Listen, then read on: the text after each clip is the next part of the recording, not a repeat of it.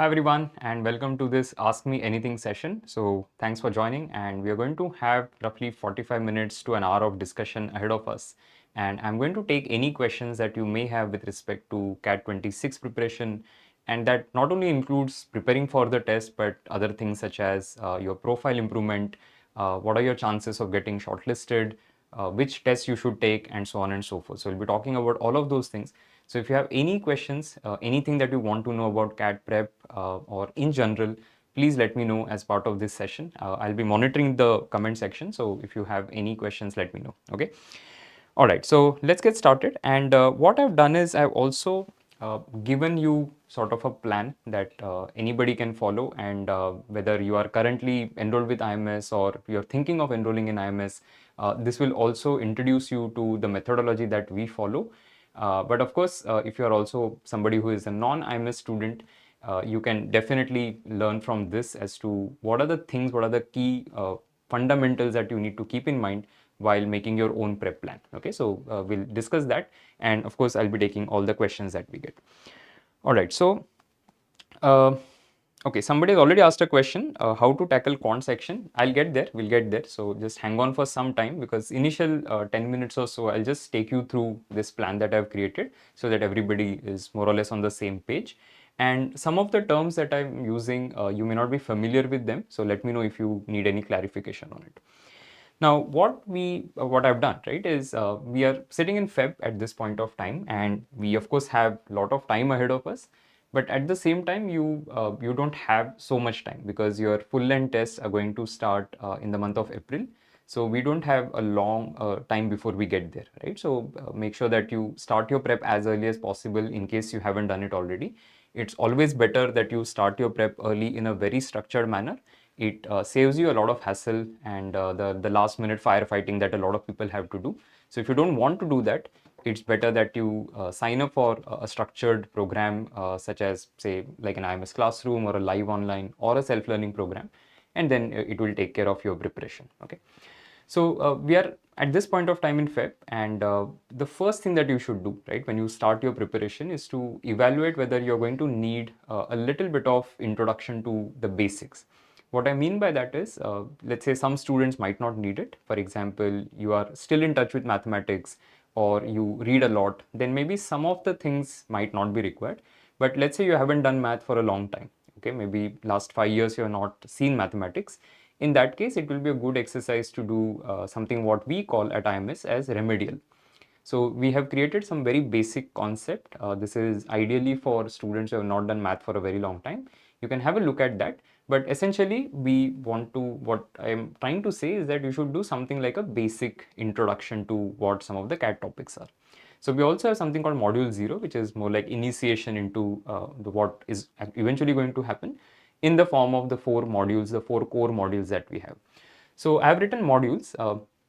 Modules are essentially a combination of the 3 sections, which is Quant, VRC, and DLR syllabus. And there are 4 modules that we offer to our students. Of course, in case you're a non-IMS student, you may have something which is different. But the fundamental is basically you try and finish one module in a month. Okay. Now, it may happen that you take slightly longer than that, which is completely okay. So depending on how much time you get, whether you're a working professional or you're a student, you will have to make a plan that works for you. A lot of times I get this question that how much time I should spend, and it's not necessarily about that. Somebody might spend 2 hours, whereas somebody might have to spend 4 hours to get the same benefit. So it depends also on your base aptitude, how much you already know, how focused you are when you are studying, and all of those things. But I would say if you just broadly keep a target for yourself, right, that okay, I'm going to finish a particular module by this particular date, you can do whatever you want to get there.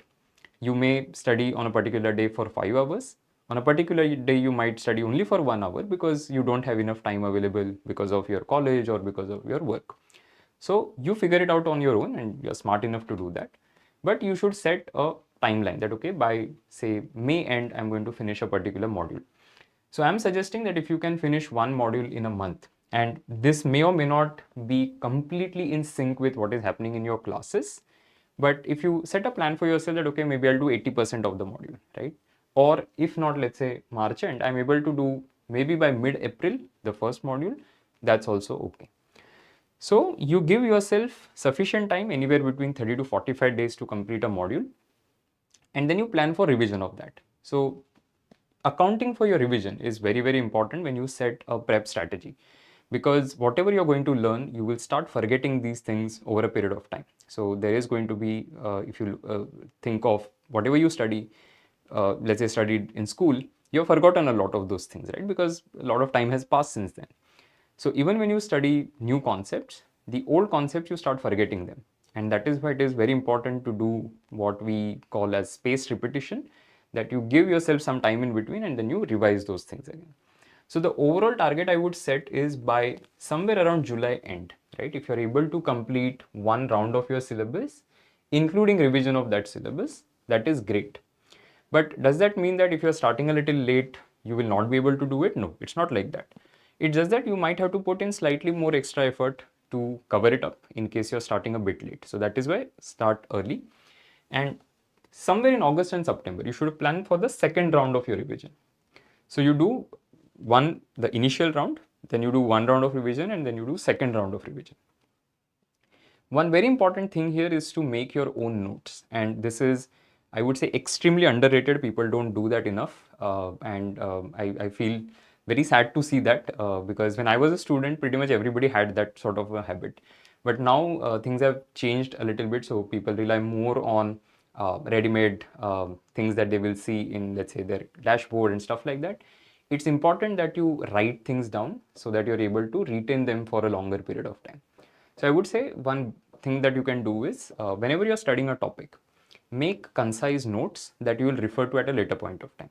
So a module that you may take, let's say, 1 month to learn, your revision for that should not be, I would say, more than 7 days, right? Because you should concise it to a level where if I read only, let's say, a couple of pages, I have revised the topic. Because think of any topic in quant. What do you mean by revision in that?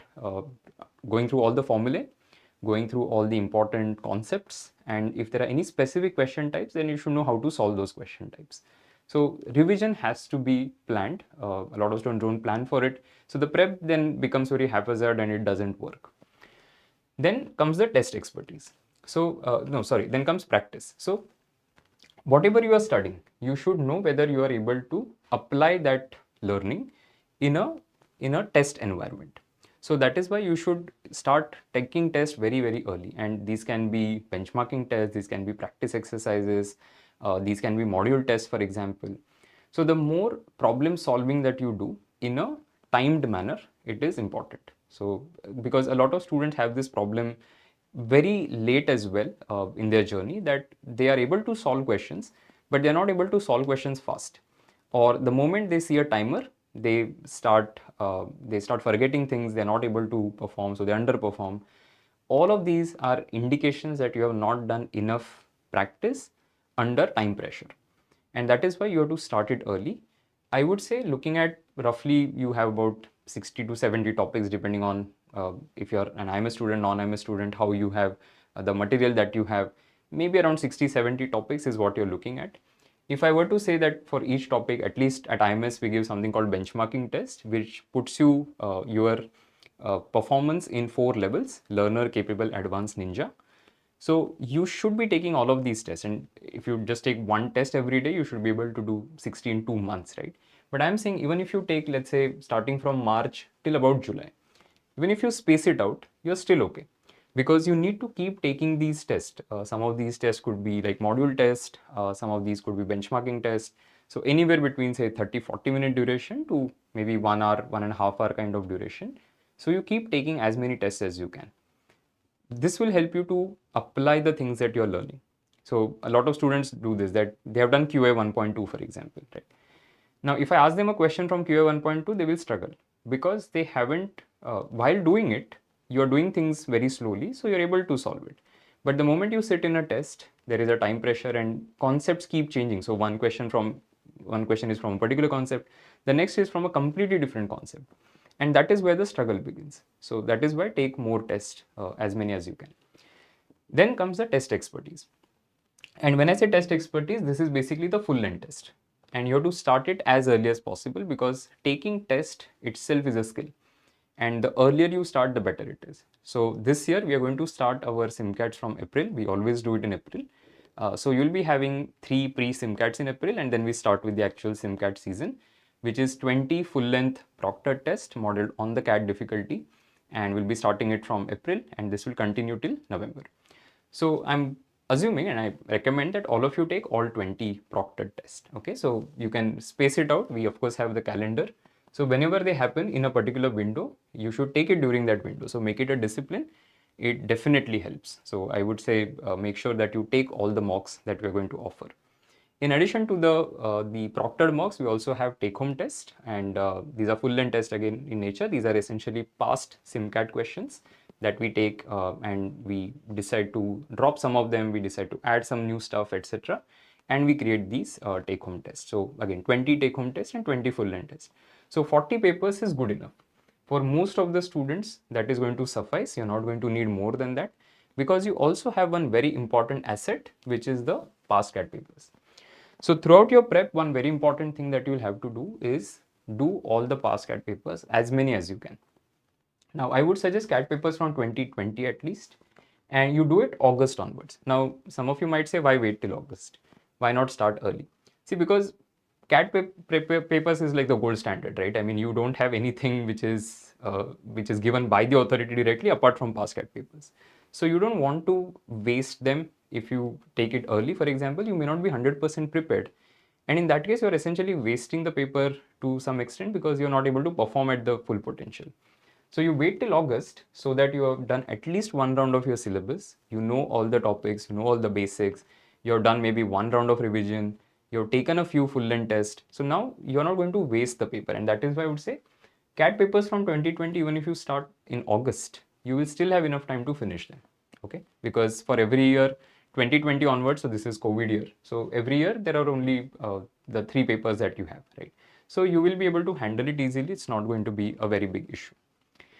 Then comes, so throughout this, at least at IMS, we have the concept of mentorship, where you get one mentor who is assigned to you. I would say regularly you should meet your mentor. If you're a non-IMS student, whoever your teachers are, you can just reach out to them and stay connected with them throughout this journey. Whenever you need any help, you reach out to them. Okay. Then the score improvement bit, right? Now in score improvement is essentially a phase where you have already reached a particular score, but now you're getting stuck. So how do I get to a higher level? Or by here you have exhausted like the easy, moderate level questions. Now how do I scale it up? So maybe I'm able to hit a 99 percentile in the quant, but I'm not able to go beyond that. So what do I do? So you do higher level problems. So that is what the advanced level practice is. That will happen again starting August. So the goal, overall goal, I would say, is to be in a position where if somebody were to say, hey, take CAT in August, I should be ready for it. And that is why it says August. Till then, you don't necessarily have to stress yourself a lot with higher difficulty problems, because still here, of course, it's going to be very difficulty problems till then. But once you reach a certain level, you'll be able to appreciate more difficult problems. Now at IMS, we also have something called Club 100, right? And Club 100 is essentially for students who are able to score 90 plus percentile on 3 proctored SIMCATs. We have a separate group where we discuss higher difficulty problems, okay? Now, while you're doing all of this, right, it is very important for you to know and keep checking whether you are progressing in the right direction. SIMCAT score is, of course, one way of doing that, but the other is to take a pause and relook at all the past SIMCATs that you have taken, see if you're making any sort of mistakes again and again. So maintaining an error log and all of those things which will contribute to your score improvement. The masterclasses are also delivered in the live online format, but you also have the recording of it from day one. So you don't have to wait till August, especially if you're somebody, let's say, who already has decent content. You can start the masterclasses early also if you want. And when I say masterclasses, for some of the non-IMS students, this is just essentially advanced level practice. So higher difficulty problems that you do in the last 3 to 4 months. Okay, right now you don't have to worry about it so much. Then one very important aspect of the entire prep journey that some students completely miss out on is the profile improvement. So while you are preparing for the CAT, you also have to think if there are any things, any one thing or multiple things that you can do to improve your profile. Now, those of you who are students, the profile improvement will largely happen through getting a good GPA, but you can always do some additional activities. For students who are working professionals, right? You have graduated in 25 or 26, you are going to graduate. In that case, if you take up work experience, it is always going to be more helpful to you. So I'll talk about that a little bit because generally there's a confusion as to what I should or should not do. And then finally you have so profile improvement, I'm keeping it open because it's not that these are the only activities that you should do or all of you should do this. You have to figure out, okay, for my profile, for the resume that I have, what activities I can do which will help me. And the activities, you just put them in your calendar that, okay, let's say you're going to do a certification course. So you will say, fine, in August, I'm going to do this, or in April, I'm going to do this. The earlier you do these things, better, because typically in the last 3 months, you don't want to take your attention away from CAT. So you want to give all your attention to one thing, which is going to be CAT, rather than having like a divided thing. And finally, GDPI preparation. Now, GDPI prep, you don't see it in this calendar. It will happen next year. So that is why after November, once you're in December, CAT result gets out, that time you start your GDPI prep. Right now, there's no reason to worry about it. So now let's talk about profile quickly. In profile, you can do a lot of things, but you have to understand where it will help you. So from a shortlisting perspective, the things that will help you are going to be your 10th, 12th. Can you do anything about it? No. So don't keep crying about it or don't feel very happy about it also. Grad score, for those of your students, it's in your control. So make sure that you improve your grades. Work experience, for students who are going to graduate in 26, you're anyway not going to get points for it. But it is important that you take up a job so that you don't have a break on your profile and you don't have to justify why you decided to take a gap. Academic and gender diversity helps, but again, there's nothing that you can do about it. Some IIMs will give you points, some IIMs will not. At the top 6 IIMs, broadly, on average, you can see about 5 to 6% weight given to the diversity component. And finally, most important thing, which is going to be CAT score, which accounts for about 58% at the top 6 IIMs if you were to look at the average. So CAT score is going to be dominant, which means that things that a lot of students keep worrying about, the 10th, 12th and all of those things, they account obviously, but if you can handle your CAT score, if you do very well there, it will solve at least some of your problems. So you may not get calls from all the IIMs because of some of the profile elements that you have, but if you have a good enough score, something will work out for you. Now, a lot of students think that if I do extracurriculars, I'll get a shot at IIMs. No, it doesn't work like that because at the shortlisting stage, they are not looking at it. But once you get a shortlist, you convert. At that time, of course, if you have extracurriculars, you have positions of responsibility, you have internships, you have certifications and courses. All of those things you can talk about in the interview room and it will help you there. But from a shortlisting perspective, it does not help. And then finally, something that I would say are very, very helpful and useful to all of you, which are what I like to call peripheral preparation. I don't know if I'm the first one who called this peripheral prep, but this is basically additional prep. And this sits on the fence, right? So your core prep that you do, which is studying, which is taking your books and studying the core concepts and all of those things, practicing questions, that pretty much everybody will do. But then what is peripheral prep is something that will help you to achieve the result that you really want. Now, the first is going to be reading non-fiction. So as much as possible, I would say 30 to 40 minutes if you can spend per day reading articles from different websites. It could be reading newspaper, anything and everything that you like reading, you can read it. Fiction, not so much. I mean, reading fiction is fine as a hobby or interest, but it's not going to help you too much from CAT preparation perspective.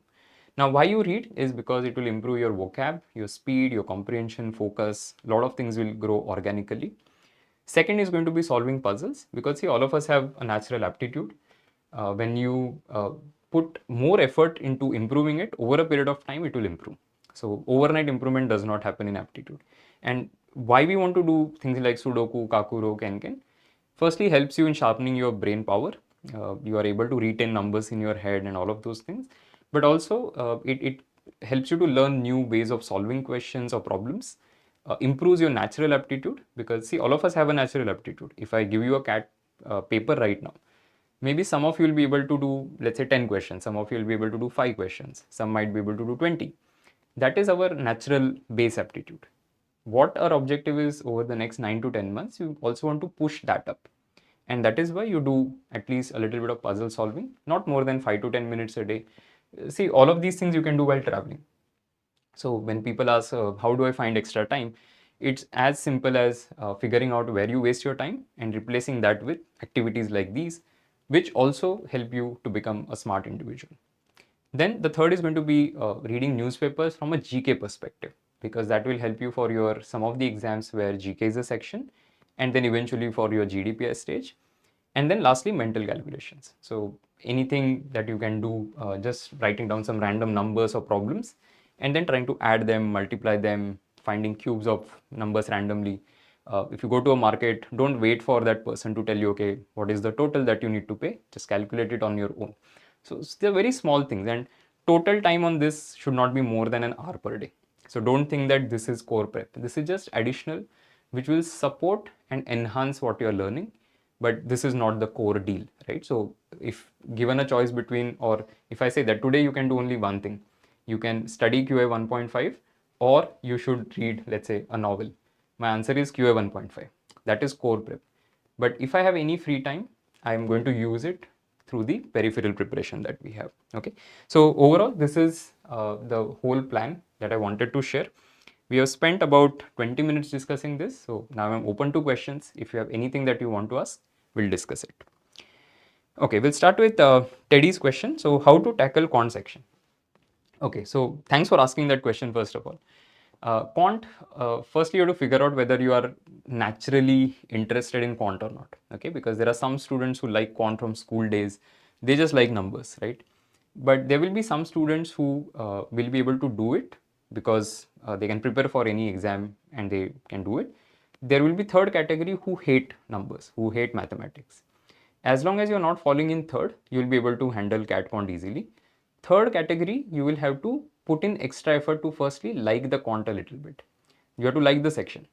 And how do you do that is you have to pretend a little bit, but also a lot of times we dislike things because of some past experiences. So maybe you didn't have great faculty in school, or maybe you got low marks in your 10th standard in maths, and that is why you hate maths. So figure out some of the assumptions that you have about your own interest in mathematics, and know that it's not necessary that you need to love the subject to crack a test. Ultimately, the objective is there are going to be 22 questions. I need to solve as many as I can, and just that's it, right? You don't have to fall in love with it. So that's the first thing. Second is going to be sitting with concepts till you really learn those concepts. A very simple example, right? That let's say there is 10% profit, right? So SP is equal to 1.1 into CP. But why do I write 1.1? Okay, so think of it. Now 10% profit. Profit is calculated on what? On cost price. So cost price plus 10% of cost price, meaning 100% of cost price plus 10% of cost price, meaning 110% of cost price. So if I'm speaking in terms of percent, which is 100, it is 110. So if it is 100, it is 110 rupees. If it is 10 rupees, then it is 11 rupees. So if it is 1 rupee, then it becomes 1.1. And that is why the multiplication factor is 1.1. If I'm able to deconstruct a concept and bring it to a level where I've completely understood it and I can explain it to somebody, I have learnt mathematics. So that is why spend initial time, as much time as you want, to learn it. Because if you learn it properly, you will not forget it. Okay, or you will be able to apply it across situations. So that is going to be the second advice, and you solve more and more questions under time pressure, because that's a skill that you need to develop. So just follow the plan and you should be fine. Okay. Question from Avinash: how is GLIM PGPM for non-tech people? Okay, so Avinash, this session is for CAT 26, but I'm assuming you were a CAT 25 student with us. So GLIM is good. Great Lakes is a good option. I would say you don't decide anything right now. You appear for interviews, multiple interviews, whatever calls you can convert, and somewhere in the month of April you can take a decision where you want to go. Similarly, Howling 678, how is IFMR for finance? Again, a decent option, but it depends on what other options you convert. So it's too early to decide between institutes. Teddy, in exam, sometime I'm blank because of timer, and it happens to a lot of students. And that is why I said the earlier you start with timed practice, the better it is. So start solving questions even when you're sitting at home. Keep a timer next to you, like a stopwatch, or you can do the questions online. So there is a timer there. it will just ensure that you get used to it. And again, just want to share one of my favorite athletes example here, Alex Honnold. I don't know how many of you saw him doing the climb, but absolutely insane. And he practices so often that he's not scared of it. So it's the same principle here. When you do something for a long time and you do a lot of repetitions, you're not scared of it. So it will happen to you. It's just that it will require more practice. Anand Sinha, what do you think of PGDBA? Great option. I mean, absolutely fantastic option if you're interested in data science, business analytics, and in general analytics as the space. Excellent program, excellent institutes behind it. It's just that the selection rate, it's very competitive because of the number of seats that they have. So, and of course, you'll have to take an additional test. So register for the test. The application forms are still open, and take the test and then see what happens. Okay, Sahil, is it sensible to pursue a 2-year MBA at the age of 25 after 3 years of experience? Absolutely. So definitely not a problem. There have been examples of students who have done it at the age of 26, 27, 28 as well, and 30 as well. See, the thing is, what happens is as you have more work experience, right? You have to first take a call whether a 2-year program is better for you or a 1-year program is better for you. So generally my recommendation is that if you have more than 5 years of experience, don't go for a 2-year program, though you can. My recommendation is to not go for a 2-year program and instead go for a 1-year program. But if you think, no, for me, even with a 5-year of experience, and there have been students who have done that, I want to go for a 2-year full-time program, please go ahead and do it. It's just that there are some students, what happens is when they have 5+ years of experience, and it's a very specific kind of experience, they may not be completely suitable for a 2-year program. And if you see IIM Calcutta and IIM Kozhikode's process of awarding marks for work experience, you will see that as it starts increasing after 3, they give fewer points. But apart from these two, nobody gives you like a penalty for having higher work ex. It stays flat. So at IMA, for example, anything at 36 and above is going to be 5 marks out of 5 marks. So it's in fact good that you have work experience. It will give you ample points in the selection in the shortlisting process. And it's definitely not late to go for a 2-year program. Anything beyond 5, it's a question where we can actually sit and discuss whether you should go for a 1-year or a 2-year program. Okay. All right. Question from Sanjay: how is IIM Lucknow SM program? So good, but see again, when you look at SM as a program, you have to look at what other options you have. So you can't just reject SM and say, okay, it is SM, so I don't want to do it. You keep it as an option. You keep doing your research, and at a later point of time, once you have more converts, somewhere in the month of April, you sit and figure out whether is SM my best convert, and it's a call between doing like a regular MBA from a slightly lower ranked institute versus doing the non-flagship program at one of the old IIMs. So it's a call that can be taken, but not at this point of time. Okay, Swappy, I gave CAT without any prep and got 75 percentile and also have cap call for PI. Great, go for it and see what happens. So right now, nothing to worry about in terms of whether I'll convert, I'll not convert. Considering you got a 75 percentile and a call, you go for the process and see what happens. If you convert and it's a reasonable option, you can in fact start your MBA. But if you think that no, I can do better, you at least know that you are in the top 1/4 of the population. So take CAT 26 and then try for a better institute. Okay. Akshita, I want to change my batch due to backlog. Please share the expected completion dates for CAT 26, online WE3 and WD5. Okay, Akshita, will be too difficult for me to answer it just like that. I would say you raise a ticket via my IMS and the support team will help you. How much category give advantage in shortlisting is what Devjit is asking. So Devjit, you have defined number of seats, right? So the way reservation works is for at IIMs, for example, you have the general seats, then you have EWS, NCOBC, SC, ST, and PWD, right? So you have the percentage is defined by the government. So IIMs follow that. So that is the first advantage that somebody from a category might get. The second thing is that category students have different requirements in terms of sectional and the overall percentile. So if you go to any IIM website or check out our B School zone, you will see the details of it. But the minimum sectional requirement and overall requirement is different for different categories. However, don't make the mistake of thinking for a category student it is easy to make it to IIM. It's not like that, because even within that it becomes very competitive, because you have fewer seats and there are more people fighting for it. So the way it is competitive for a general student to get into an IIM, similarly for an EWS, NCOBC, SC, ST, PWD student also it is difficult to get into the IIM because of the number of seats they are fighting for. Okay, moving on to the next one. This is from AR 0333. The disadvantage of high work X 3 to 4 years if planning for a 2-year program, as my profile is average and I don't want to lose any marks in composite score. Okay, so the moment you hit 3 years, you max out on the work experience points. Across the IIMs, you will get the maximum points that they offer for work X. So there is no disadvantage as such. It's just that in some cases, if you have higher work X, right, it's not going to, or it might make your profile not so attractive for some of the roles. For example, typically what happens in say FMCG roles, right? They look for people who are freshers. Some of the companies do that.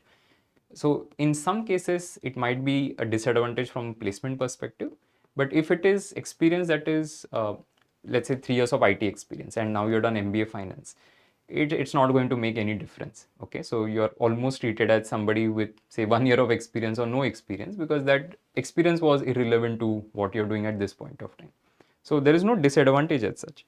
See, the higher it is from, let's say 5+ years of experience, from an individual perspective also it might frustrate you, because the average work ex of the batch is, let's say 2. You are coming in with, let's say 7 years of experience or 8 years of experience, then you may not have the best peer experience. In that case, go for a 1-year program. But at 3 to 4 years of experience, it's completely okay to go for a 2-year full-time program. Okay, bit Racksop. I have been focusing on newspaper reading and learning tables and cubes and squares for a week since I've started my prep. Am I doing it right, or do I need to change my approach? Okay, so what you're doing is very basic stuff, right? So reading newspaper is peripheral prep, it is not core prep. So you can continue to read newspapers, but not more than 30 to 40 minutes in a day. When you look at learning tables, cubes, squares, that is of course core prep. But what you should do is say 15 minutes of just going through it every single day. If you do that, that's enough. I mean, you have tables from 1 to 30 that you need to do, squares from 1 to 30, cubes from 1 to 16, let's say, reciprocals from 1 to 16. That much is enough. How much time will you need to just go through it? 15 minutes every day. You can do that. Okay, another question from AR0333. Is a good MBA school possible for average profile like 777? 3-year work ex, CFA L1 cleared, but my work ex by next year is going to be 4. Is it still possible to switch domains after 4 years? Is it possible? The answer is yes. Now with 777, I'm going to be completely honest with you, some of the IIMs might not work out, right? Because it's not about your profile, it's about how your profile stands with relation to other profiles, because you are going to have thousands of students who would have, let's say, a 999, or a few thousand students will have like a 10-10-9 kind of a thing. So that is why some of the old IIMs might be a problem. But for second generation, third generation IIMs, non-IIMs, top tier non-IIMs like FMS and all of those things, this is not going to be a concern. Okay, so that is why, except some of the old IIMs, which is like a very small fraction of all the good B schools that exist, it's not going to be a problem. Okay. Anonymous, is it possible to switch to another online batch if I have backlog? Yes, you can do that, but please raise a ticket and share your story, so they will take a decision on it. Lohit, I have my own business. Will that be counted as work experience? Okay, so full-time work experience, even if it is done at an individual level, if you're an entrepreneur founder, it gets counted, but you have to get your documentation in place. So if you look at any institute, right, they will have a list of documents that you're going to need. One very important thing is going to be that the business has to be registered. So if it is, let's say, some freelancing work that you are doing, you cannot enter it as work experience. So it has to be registered entity, it has to be a company, it has to have all the documentation in place that is required, GST certificate, for example, or the registration certificate. If that is not available, then your individual income tax returns will be required, so that they can cross-verify your claim that I was earning money from the business. So documentation is the important part here, but it will be counted as work experience. Some of the B schools have mentioned that they will not be counting it. For example, NMIMS. So this year and even last year, NMIMS clearly mentioned that if you have your own business, it will not be counted as work experience. Okay, Akshita, if the completion dates get delayed, should I still shift my batch because eventually mocks get late? No, so this is a common mistake that a lot of students have, that they think that let me complete my syllabus and then I will take mocks. It doesn't work that way. You will see that your mocks are going to begin here in the month of April, and by then a lot of students would have completed, those of course who started earlier would have completed the syllabus, but a lot of students will be either completed module 1 or module 2 or module 3 kind of students. So you can't wait for the entire syllabus to get over and then take mocks. You take mocks even if you have completed one module. Okay. So you can raise a request for if you want to change, but you have to raise it through my IMS support. Okay, Debojit, also I want to ask that I'm a student of WD7. I just want to ask that I'm a kind of directionless in my prep. How can I go in any direction? I'm a fresher. Okay, so you please get a my plan session done. So these are mentoring sessions. Since you're a classroom student, make sure, or online student, you can meet your mentor, get clarity on it. I have 2-year gap in my profile because I was preparing for NEET. Is that going to be an issue? This is from Bitraxop. Not a problem. So typically, any gap before 12th standard or after 12th standard between you, from you when you complete your 12th and begin your graduation, that gap is not a big concern. So you'll be able to justify it. Anusha, I'm taking a second attempt. How should I start? Okay, so Anusha, firstly, if you're going for a second attempt, right, you have to figure out what went wrong in the first attempt. Is it because you prepared but you could not perform on the CAT day? Or is it because you didn't prepare a lot of things, so obviously you could not have expected a better result? So if it is more of a content gap, you will have to start almost as if it's a fresh start for you. It's just that you can get through things faster because let's say you would have done, say, TSD last year. So now you don't have to spend so much time on TSD to learn the concepts. So you can go faster, you can try and cover your syllabus as early as possible. If you want, you can always sign up for, say, like a live online or a self-learning program wherein you will have complete control over how you want to structure it. Okay, Anonymous, I'm doing a BSc course, but it is in business management. That's okay. That's nothing is going to be like a disadvantage here. Okay. Okay, I skipped a question in between. Do you recommend we solve all practice exercises right now or keep it for the revision stage? No, you can do it right now also. So it's not that you have to follow this completely. This is like a rough plan that somebody can follow, but if you want to change, modify, you can always do that. The earlier you do those things, better. So practice exercises is a nice thing to do immediately after class exercise. So you can do that. Okay. Howling 678, 10 months work ex 788, profile 222 NMAT, score chance of converting IFMR Chennai at this score. Looking at how the scene is working out this year, I think there is a chance that you will convert at 222. Okay. I'm doing a BSc, but it is business management. Would I be a commerce student or science as for diversity? So the name of the degree should not make a difference. You will be considered as, if you're doing business management, you are falling under commerce as a discipline. Is it late to start now? Definitely not. I mean, there will be students who will start maybe even in August. So you're definitely not late. AR0333, is my plan mentoring session only for IMS full-time students or anyone from outside can book it for guidance? So right now it is only for IMS enrolled students, which means that classroom, live online and self-learning program, these 3 program students have access to it. Okay, Devajit, I've heard that it's very tough to prepare for GDPA after result. How can we prep for GDPA throughout the journey from starting? Oh, I've written it here.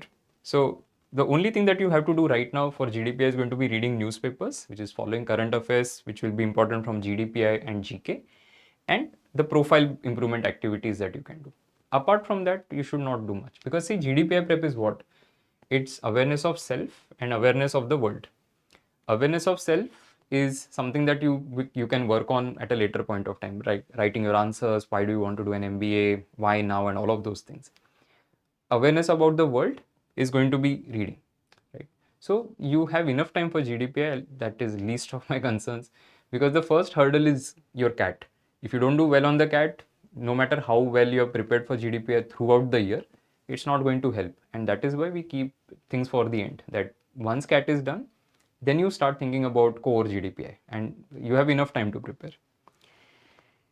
Okay.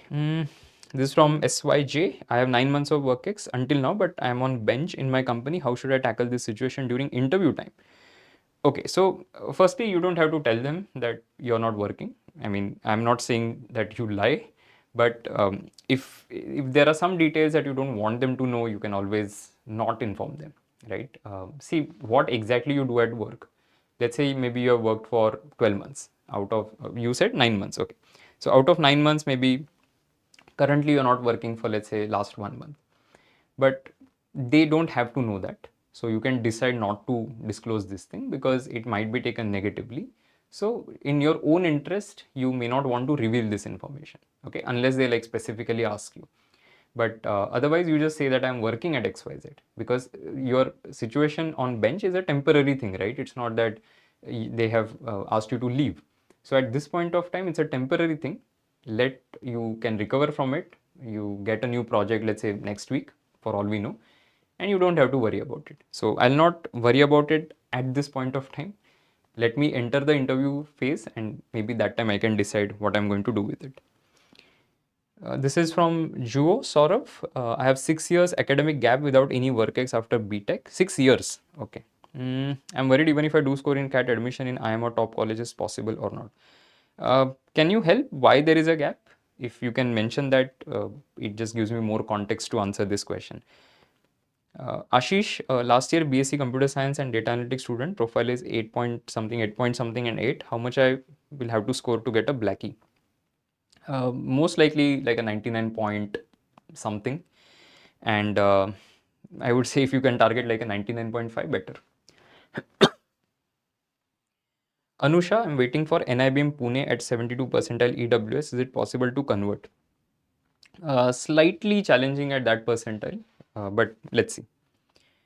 Howling 678, thanks a lot. Your words really boosted my confidence and I'll prepare hard for my interview. Definitely happy to help, Howling.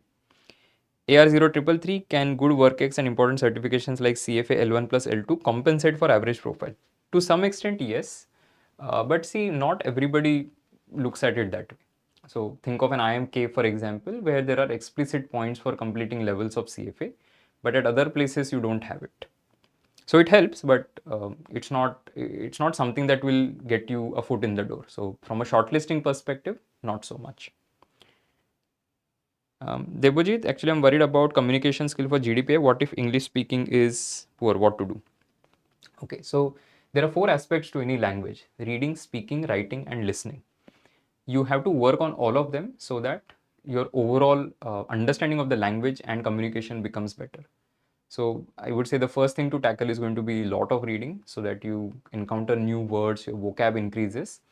And then any opportunity that you get. So listening, for example, the more English you listen to, the better you get. News, for example, you can start listening to English news, maybe a business channel, or even watching, say, movies without subtitles, right? Might help a little bit, but I don't want you to watch too many movies. The point is to get any opportunity that you get to speak, use those opportunities. It could be like some local event that are happening, or if you're in college, then participating in a lot of activities which will enable you to do it.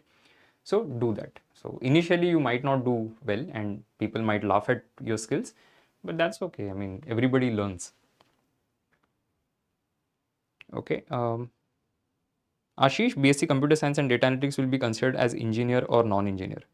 BSc Computer Science Data Analytics will be put together with engineers. Okay, so it will not be considered as non-engineering. I was not aware of extra points for CFA. Is it only in IMK or any others? Explicit points only at IMK, not at other places. Okay, I'll take last few questions because my throat has started to hurt a little bit, so I might not be able to speak for a longer period. Anusha, I'll graduate in July 26 from BHU. If I'm considering second attempt, will the gap matter? No, not at all. So the only thing is you have to consider is, why do you think you need a gap, right? Because see, you still have some time before you graduate. You're graduating in July 26, which means that when you fill the CAT form, you will be entering work experience as 0 because it is calculated as on end July. But when you go for your interviews, which is going to be in Jan, Feb, March, and so on, if you are working, your interview will be slightly different compared to somebody who does not have work experience. If you have work ex, you will be asked more on work experience. If you don't have work ex, the questions are more on academics. So it's easier to justify the choice behind doing an MBA or the MBA choice with WorkX rather than without it. So I would suggest that if you start your CAT prep early, you will have enough time to prepare for the CAT over the next few months, which means that you will do, let's say, maybe 75%, 80% of your prep already, the core prep. And then July onwards, take a job, and alongside that, you of course take all the SimCATs and the mock tests and the master classes and all of those things that we have. So take up a job, that is the first preference. But if for whatever reasons you say, okay, fine, I'm not going to take up a job because I'll not get enough time to prepare for the test, and you decide to completely prepare for CAT, that's okay. You will need justification as to why you decided to do it. The second thing that you should do is take up something, uh, maybe an internship, maybe join a course or a certification, maybe pursue like an interest at a higher level, something that you will do with the time that you get. See, because think of it as if you're a panelist and you see somebody and that person graduated in 26 July and the interview is happening in Feb 27. Obviously, you're going to ask, okay, what were you doing with the time that you had? So 24 hours of the day, let's say 8 hours you prepared for CAT, 8 hours you slept. You still had 8 hours of life. So what did you do? And you need to find an answer to that question. So that is what the panelist wants to know. So if you're not working, because if you're working, then that 8 hours is taken care of. If you're not working, what are you going to do? If you make a plan for it, then it is okay to not take up a full-time job, but that is never a first preference. Okay, last 2-3 questions I'll take and then we'll wrap it up. This is from Justin Fernandez. Does apprenticeship program for 12 months count for anything as a fresher? How do you personally speak so eloquently, and what else can you do as working professional other than courses, internship? Okay, lot of questions there. So apprenticeship, if it is a mandatory requirement of getting your graduation degree, then it is not counted. But if it is after graduation, it will be counted, but you will have to check with the institute. So some of the institutes don't consider it. So traineeship, and at some places it will be written that traineeship, articleship, or apprenticeship will not be considered as work experience. Okay, so you consider yourself to be somebody who is not getting work ex points and work with that assumption. How do you personally speak so eloquently? Okay, so firstly, I don't consider myself to be a great speaker. Everybody is learning, so I like to consider it that way. But what I did was, of course, read a lot. So I think reading a lot helps, and listening to people. So listening to really good quality content or watching good content helps. And I had great mentors when I was preparing for the CAT, so I took inspiration from them. But I think a lot of it came because of the B school experience, because in B school you meet a lot of fantastic people, your professors and others. So I ended up picking up a lot of those skills at that point of time. Then what else can you do as working professional other than courses, internships? Okay, so see, as you are a working professional, the opportunities tend to be limited, but you can pick up anything. Okay, so let me give you an example for that. Let's say you decide to pick up, let's say, a sport, right? Maybe badminton, for example. So you start going, let's say, twice a week or once a week. Then you play in some local tournament, right? Even that you can explain that, okay, I'm interested in something. See, the panel just wants to know what you were doing with the free time that you had. Because, see, everybody will do something. All of us will have some interest. As long as it is not taken by the panel as like complete waste of time, you are okay. So the interest can be anything. You could be learning a musical instrument. You could be volunteering with an NGO. You could be, let's say, writing blogs. You could be, let's say, posting on Instagram even, for that matter, to build a small business, right? Anything is fine as long as you're doing something constructive. Anonymous, I'll graduate in 27, taking CAT 26. How will my graduation score be calculated since I won't have them when I fill the CAT form? So when you fill the CAT form, it clearly says that all the results that have been declared for you, you have to take an aggregate of that and enter in the CAT form. And that also decides, by the way, your eligibility. So This is from Joe Saurav Singh. There is 6-year academic gap, which I can't define point wise because it's a mix of things. Sometimes gate prep but didn't go well, government job prep, then did nothing. Okay, fine. Got it. So you were doing exam prep, UPSC, MPSC, gate, whatever it is that is there, but there is a gap. Is it too late for you to do an MBA? My answer is no, because just a couple of days back, I met a student with 4 years of gap on the profile because of UPSC prep. The qualified for mains twice, but from mains could not proceed to the next stage. Now, in such a case, the easiest or the best thing that is there that you should do is to tell the panel honestly that this is what you were doing because of certain decisions and assumptions that you had, that you thought that, okay, you'll be able to make a career in it, but now it has not happened. And you had set a boundary that, okay, this is where I draw the line and say, if it doesn't happen by this date, I'm going to change my career stream. And what that career stream is going to be is basically MBA. So you reevaluated your career goals after, let's say, your 4th attempt or 3rd attempt, and then you decided that I want to do an MBA. You accept that, okay, this thing has happened, but it is not considered to be a failure. See, I told the candidate the same thing, that if you think of it as a failure, a very big failure in life, you will not be able to present it properly. But if you think that, okay, this is something that I did and it has made me a more mature, strong individual, and I know how to deal with failure. I have had critical experiences that have taught me skills that I'll be able to apply in later stage of my life. So you have to wear it as a badge of honor, right? You can't talk about it negatively. So you have to say, okay, fine, it happened. But these are the things that I learned from that experience. And now I want to do an MBA. See, they are not going to reject you because you had this gap. Okay. But see, some B schools, for example, might be a challenge. And I'm not going to say that all the B schools will look at it positively. Some might reject you, but that's okay. Okay. Anusha, I'm doing BBA in digital business and entrepreneurship from IMB. It's an online course. Will that count as something in my gap if I do not take up a job? Yeah, you can talk about it. Not a problem. Gap year of 2-year best college can I get after scoring 97, 99 percentile because I did real estate that I can't prove work ex. Okay. So they will consider generally it as a gap. And at a 97, 99 percentile, you have a lot of opportunities that will open up, right? See, I don't know a lot of other things about you, Robs. I would say don't worry so much about what options you will get. If you have reasonable 10, 12th grad performance, if you think you can crack it at a 97, 99, you're looking at least a few IM calls. You're looking at some of the top non-IMs as well. Because see, if you think of it, you're basically in what, top 3% of the population, you are going to get good outcomes, right? It need not be only say a particular IM. You are looking at multiple good options. So right now, don't worry, prepare for CAT very well, see what happens. Okay, all right. So with this, let's wrap it up. We have been discussing this for almost 55 minutes now. But I'll definitely do another session very soon, maybe next week or the week after that with some different agenda maybe. Maybe like profile, something on focusing on profile completely or something on prep, etc. We'll see. But thanks for joining. I hope this session has helped you. And if you have any questions, then let me know. Very happy to come back and help you out. Okay. Thank you so much for watching. Wish all of you all the best, and I'll see you soon.